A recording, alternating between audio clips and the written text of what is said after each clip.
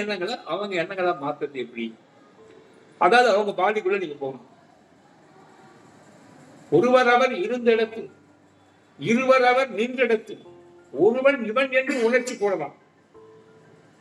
ஒருவர் அவர் இருந்த இங்க இருந்துக்கினேன், நீங்க காலாப்பட்டவங்களை உணர்ச்சி கூட வைக்க முடியும். இருவர் அவர் நின்ற இடத்தில், ரெண்டு பேர் நிற்கிறான், அங்கேயும் உணர்ச்சி கொண்டு போக முடியும். ஒருவரவர் நின்ற இடத்தில் இருவரவர், ஒருவரவர் இருந்த இடத்தில் இருவரவர் நின்ற இடத்தில் ஒருவன் இவன் என்று உணர்ச்சி போடலாம். எதுக்காக போடணும்? அது பொது நன்மையா இருக்கணும், தன்மார்க்கமா இருக்கணும், ஆபத்துக்கா இருக்கணும், அவசரத்துக்கா இருக்கணும். செத்தவனை எழுப்ப முடியும். ஒரு சாமியார் செத்துட்டான், ஒரு பொறுக்கி செத்துட்டான், யார் எழுப்புவ? ஏன்? செத்தவன் மனுஷன் தானே, அவன் குடும்பம் அழியாத பொறுக்கி, அவன் குடும்பம் அழாத நிற்குமே. அவன் பொய்யா இருந்தா கூட ரவுடித்தனம் பண்ணி குடும்பத்தை காப்பாற்றுறான். அவன் போயிட்டான், அந்த குடும்பத்தை யாரும் காப்பாற்றுவாங்க? அந்த பிள்ளை பிள்ளை அழாத நிற்குமே.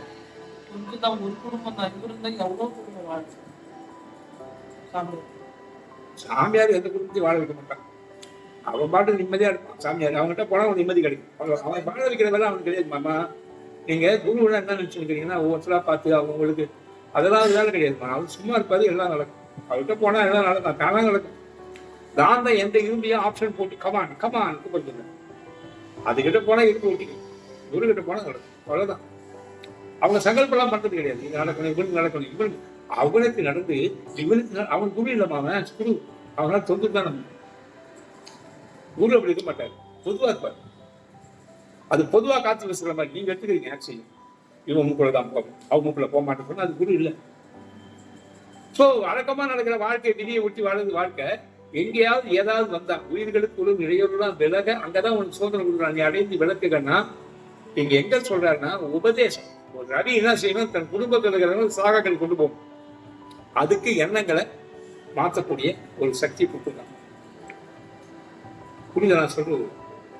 அந்த சக்தி எப்ப செயல்படும்? நீ குருவா இருந்தாலும் செயல்படும், நீ மாணாக்கனாலும் செயல்படாது. உனக்கு இச்சை அதிகம். இன்னைக்கு வாழ்க்கைக்கு ஒரு 10,000 ரூபாய் கிடைச்சா நல்லா இருக்குன்னா என்ன செய்ய வேண்டியது? கண்டிப்பா மிஸ்யூஸ் பண்ணுவோம். சாமி கிட்ட சிவான்னு ஒருத்தர் இல்லை, எனக்கு சீனியர். அது சிவா ராய், 2 பேர் சீனியர். அடிக்கடி சாமியை போய் பார்த்துட்டு வருவாங்க. நான் விளையாட்டு புக்ஸ் படிச்சுட்டு ஊரெல்லாம் சுற்றிட்டு இருக்கேன். மனசாண்டா எவனா தப்பு பண்ண சாபம் விடுவேன், நடக்கும். இந்த மாதிரி ஒரு ராஜ்யம் பண்ணியிருந்தேன். ஏன்னா அவனுக்கு பிடிக்கல. என்னடா இவன் என்ன நினைச்சா நடக்குது, என்ன ஒருத்தன் ஆக்சிடென்ட் ஆகிடும், எப்போ நான் செய்யறான்னு சொல்லிட்டு சாமி கிட்ட போய், சாமி கிருஷ்ணமூர்த்தி ஒருத்தங்க அராஜகம் பண்றாங்க, அவனை சாப்பிடிக்கணும் சூழ்நிலைக்கு சாமி கிட்ட போனாங்க.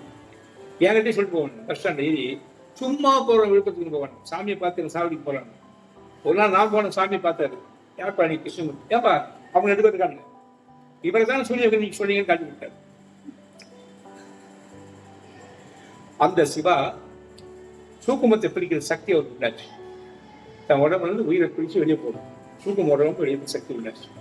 10 மணி நேரம் குழந்தைய படுத்து சூக்குமத்தை பிரிச்சு குழந்தைய அவர் படுத்துட்டாரு. உடனே சுவிட்ச் ஆஃப் ஆயிடுச்சு. அப்படியே பண்ணிட்டேன். அதுக்கப்புறம் அவர் பேசுறதுக்கு யார் கூட பேச முடியாது.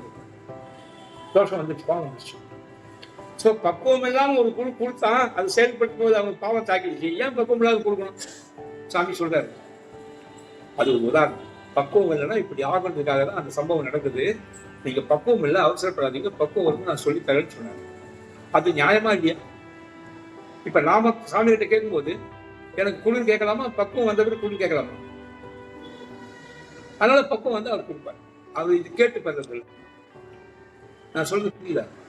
இது கேட்டு பெறதில்லை, அவரே கொடுப்பார். எல்லா சக்தியும் சொல்லிக் கொடுப்பார். சகல சித்துக்களும் சொல்லிக் கொடுத்தா தான் குரு.